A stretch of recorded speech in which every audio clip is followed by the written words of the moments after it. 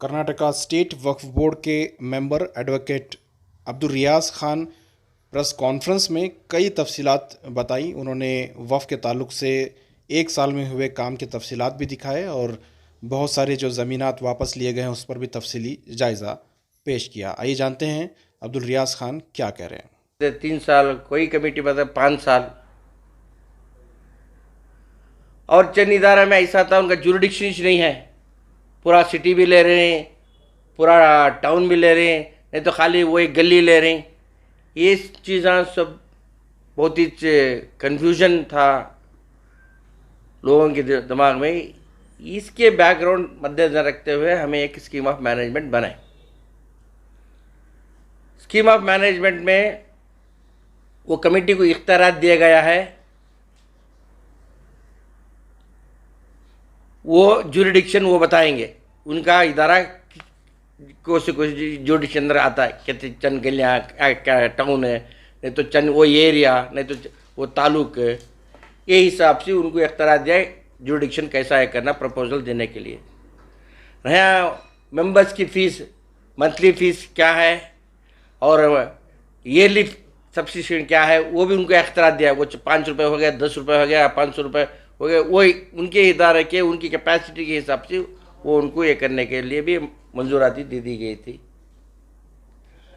और हर कमेटी का टर्म या मेयार खाली 3 साल थ्रू आउट द स्टेट।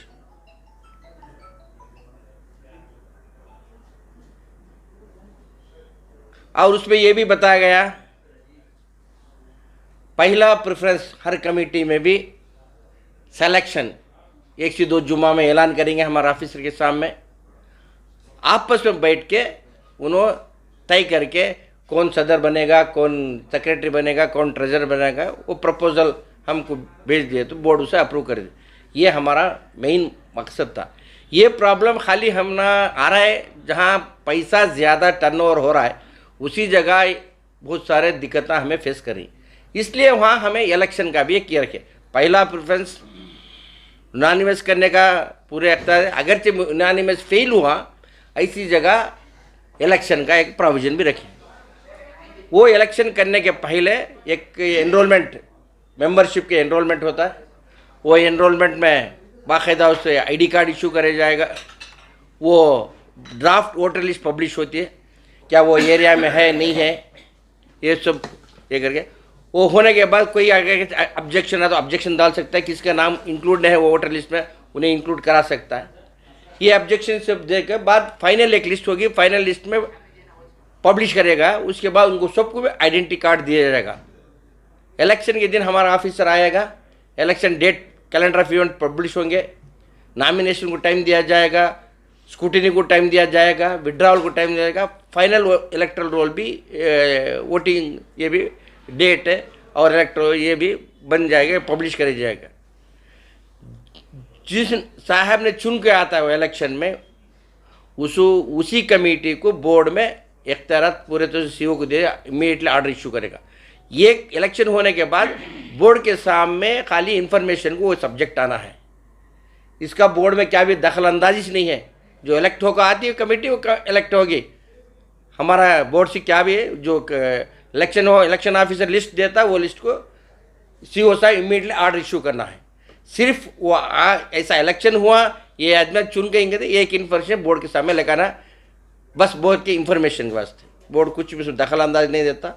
हाँ, अलबत्ता अगरचे इलेक्शन में कुछ खामियाँ हो को है, कोई सही ढंग से इलेक्शन नहीं हो को है, ऐसी हालत में एक इलेक्शन कमीशन वहाँ उन्होंने पिटिशन डाल ले को वो इलेक्शन कैंसलेशन को उनको क्या होना वो पूछ सकते। बोर्ड उसमें दखल अंदाज नहीं करता। ये जो हमें स्कीम ऑफ मैनेजमेंट बनी बोर्ड के तरफ से, थ्रू आउट इंडिया अप्रिसिएशन मिला और बहुत सारे स्टेट 80% स्टेट से ये हमारा स्कीम ऑफ मैनेजमेंट उन्होंने भी अडॉप्ट कर लिया और वो हिसाब से वो लोगों भी चल रही बात। वो स्कीम में ये भी प्रोविजन दिया गया है, जो कमिटी एग्जिस्टिंग कमिटी है वो कमिटी 3 महीने पहले उन्होंने नेक्स्ट कमिटी का अरेंजमेंट के वास्ते पूरा ये करना है।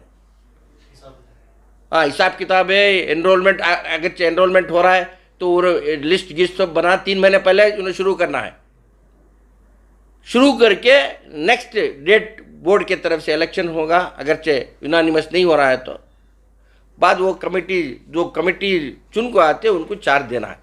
अगरचे ये कमेटी वाले उनका मियाद 3 साल रहता है, उसके अंदर 3 महीने पहले ये प्रोसेस नहीं शुरू करे और इलेक्शन नहीं कंडक्ट करे, ऑटोमेटिकली वो committee vest with the board के सेक्शन 54(5) में हमारा वक्फ ऑफिसर या कोई सा ऑफिसर बोर्ड से ये होता है, वो ऑफिसर उन्हें केयर टेकर हो जाता है, पूरा इदारा उनके कंट्रोल में जाता है। उन्होंने उस दिन से उन्होंने पूरा वो ये मैनेजमेंट और इलेक्शन उसको भी टाइम दिया गया 3 महीने के अंदर उन्होंने पूरा प्रोसेस करके रेगुलर कमेटी इधर सिलेक्शन और इलेक्शन करके उनको हैंड ओवर करना, ये हमारा स्कीम है। चंद लोग ये बता रहे थे एक गलत अफवाह बोर्ड अचानक एडमिनिस्ट्रेशन डाल रहे हैं, अचानक केयर टेकर देना, हरगिज ऐसा नहीं है। 54(5) में क्लियर है एक्ट के अंदर है, जब कमेटी का टर्म मियार ख़त्म हो जाता है उसी टाइम पर ऑटोमेटिकली वहाँ एक केयर टेकर बोर्ड की तरफ से इंतज़ाम करेगा, अपॉइंट करेगा, उन्होंने ये करेगा। अगर जो कमेटी जो पुरानी कमेटी है वो प्रोसेस करके इलेक्शन कर, वो खुशी की बात, वहाँ क्या भी दखल अंदाज बोर्ड नहीं करता। और ये कमेटी का टर्म होगा तो उनको बुला को हमें पूछने की भी ज़रूरत नहीं है, वो ऐसा प्रोविज़न भी नहीं है, बुलाते भी नहीं बोर्ड वाले, उनके टाइम के अंदर उन्हें वो पूरी काम करना है। अगर नहीं करे तो ऑटोमेटिकली केयर टेकर अपॉइंट होता है, उन्होंने वो प्रोसेस करके 3 महीने के अंदर ये होता है। ये भी सुनने में आया बोर्ड वाले मनमानी कर रहे हैं, एडमिनिस्ट्रेटर डाल रहे हैं, वो डाल रहे हैं, ये सब सरासर गलत है। ऐसा कोई भी इदारे में ऐसा नहीं कर को है, और एक्ट भी प्रोविजन नहीं देता वैसा करने के वास्ते, बोर्ड मनमानी करने भी नहीं था। पहले क्या हो रहा था, एक ये था क्या, ये अमेंडमेंट होने के पहले 2000 अमेंडमेंट के अंदर चेयरमैन को इख्तियार आता है, सीईओ को इख्तियार आता है, कमेटी बना डाले, फिर बोर्ड के सामने रेटिफिकेशन करने। नो, अब क्या एक्ट में 27 के अंदर सरासर स्ट्रिक्टली प्रोहिबिटेड किया, जो भी कमेटी बनना है बोर्ड के सामने आना है, बोर्ड अप्रूवल देना है। ना चेयरमैन को इख्तियार आता है, ना मेंबर को इख्तियार आता है, ना सीईओ को इख्तियार। मेजॉरिटी डिसीजन में ये सब काम होना है। डेमोक्रेटिक सेटअप है, डेमोक्रेटिक वे में कमेटियाँ बनना चाहिए।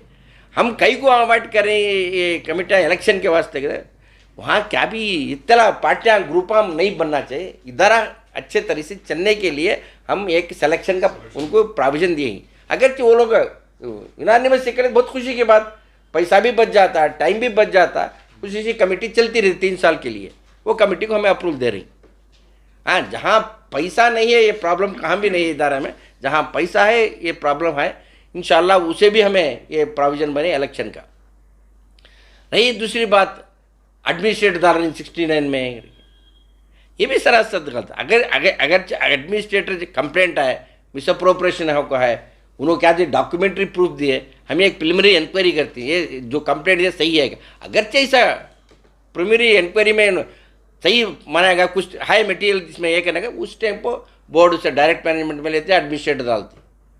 वो देने के पहले वो जो है वो कमेटी को भी नोटिस दिया जाएगा, उनका भी हियर करके कर रहे हैं। ऐसा नहीं कि एकदम उनको निकाले एडमिनिस्ट्रेटर डाला, ऐसा भी नहीं है, प्रोविजन है। और दूसरी बात स्कीम के वास्ते, कहाँ है स्कीम के वास्ते ये करने के वास्ते कंपलसरी एक्ट के अंदर वेरी क्लियर है, बोर्ड को इख्तियार आते हैं हर इदारे को स्कीम बनाना चाहिए। इसलिए हमें मॉडल बना है, स्कीम को मॉडिफाई करने का भी इख्तियार आता है। अगरचे स्कीम कोई इदारा नहीं दे रही, सो मोटो बोर्ड को करने का पावर है। नहीं, वो इधर कमेटी वाला नहीं दे रही, 5-6 आदमी वहाँ के लोग मिलकर एक रिप्रेजेंटेशन दिए, हाँ सीधा नहीं चल रहा है, स्कीम नहीं है, स्कीम बनाओ, वो बेसिस पर भी हम स्कीम बना सकते हैं।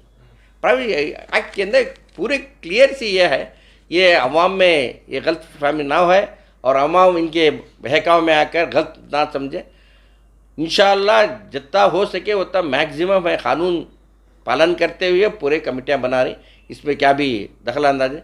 अच्छा, ये और एक बात भी है, गलत एक मैसेज अवाम में जाकर है, बोर्ड के अंदर एक कमेटी है, स्क्रीनिंग कमेटी, जो भी प्रपोजल आता है वो प्रपोजल पहले स्क्रीनिंग कमेटी के बोर्ड को आने, क्यों किस लिए कि तो बोर्ड हर कमेटी का भी प्रपोजल देखो एग्जामिन करने, खाली अभी 200-300 सब्जेक्ट आ रही। हमारी मीटिंग 11 बजे सुबह में 10 बजे उठे, रात के 9-10-11 बजे तक बैठ रहे हैं हम लोग, सब्जेक्ट पूरे कंप्लीट नहीं कर पा रहे हैं बिकॉज वॉल्यूम ऑफ सब्जेक्ट्स आ जा रहे हैं।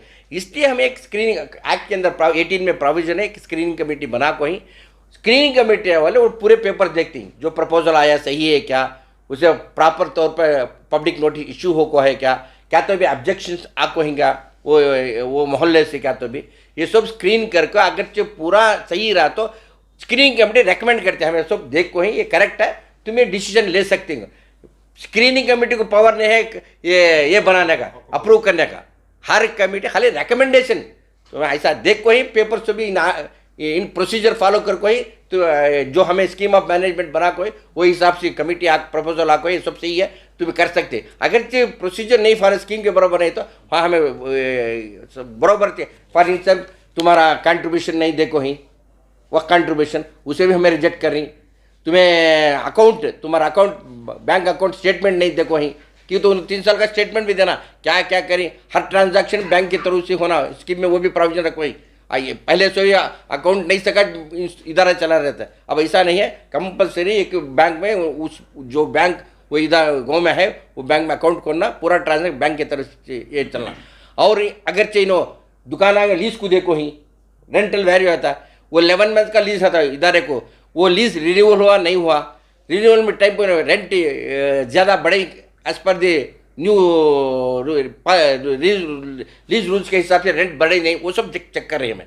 अगर ये सब चीज़ें सही रहे तो वो कमेटी को हमें, और पहले का क्या स्टेटस था ये पुरानी कमेटी क्या इम्प्रूव करी ये भी देख रहे हैं। अगर सेम कमेटी का प्रपोजल क्या तब आया रहा तो ये बैकग्राउंड पीछे का बैकग्राउंड भी देख रही है, सब एग्जामिन कर कुछ कमेटी बना रही। तो इसके वास्ते मैं अदबाना गुजारिश करता हूँ आवाम से, ये गलत फहमी ना हो, और जो भी लोग ये मिसलीड करें उनके बहका में आकर गलत एक ये बोर्ड के जो भी ऐसा कुछ रहा बोर्ड के सामने आ सकती हैं, खुला ओपन बात कर सकती हैं, ये कर सकते हैं। कमेटी को ट्रिब्यूनल ऑर्डर आके नवंबर खत्म हो गया सर टाइम जी, वो कमेटी अब तक क्यों नहीं बनी सर?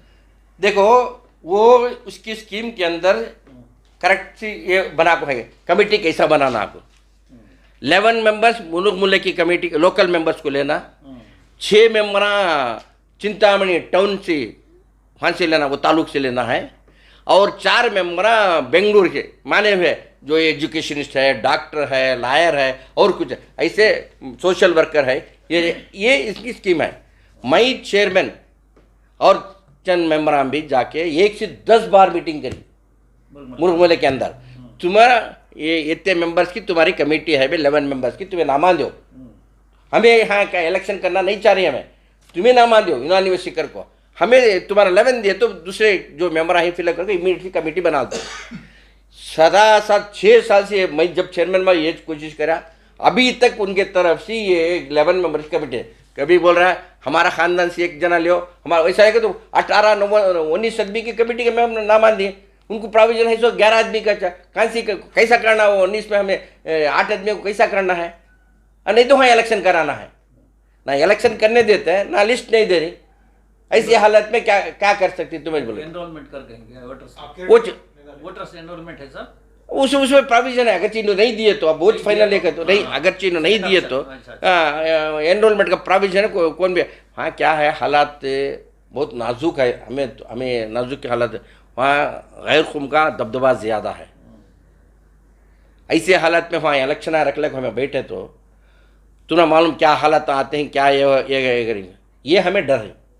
अगर उन सब मिल गाँव वाले मिल को 11 आदमी के आज सुबह में लगा के देना करा तो दोपहर तक हमें कमेटी रेडी करके ऑर्डर भी इशू कर दो, ये प्रॉब्लम हुआ है। क्या कंफ्यूजन है कि वो 17 के रूल्स के हिसाब से करना चाह रहे हैं इलेक्शन, आप लेटेस्ट रूल्स के हिसाब से करना चाह रहे हैं?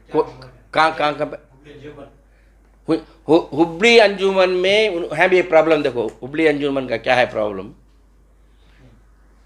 उनका टर्म होगा तकरीबन 3 साल 4 साल ही करीब होगा, 12 बार उनको रिमाइंडर दे रहे हैं हमें, तुम्हें स्कीम तुम्हारा ये ओल्ड स्कीम में है, वे पूरा स्कीम नया स्कीम देखो, उन्हें क्या है ये स्कीम देखो ही, क्या स्कीम देखो ही, प्रपोजल अमेंडमेंट को 5 साल का टर्म देखो।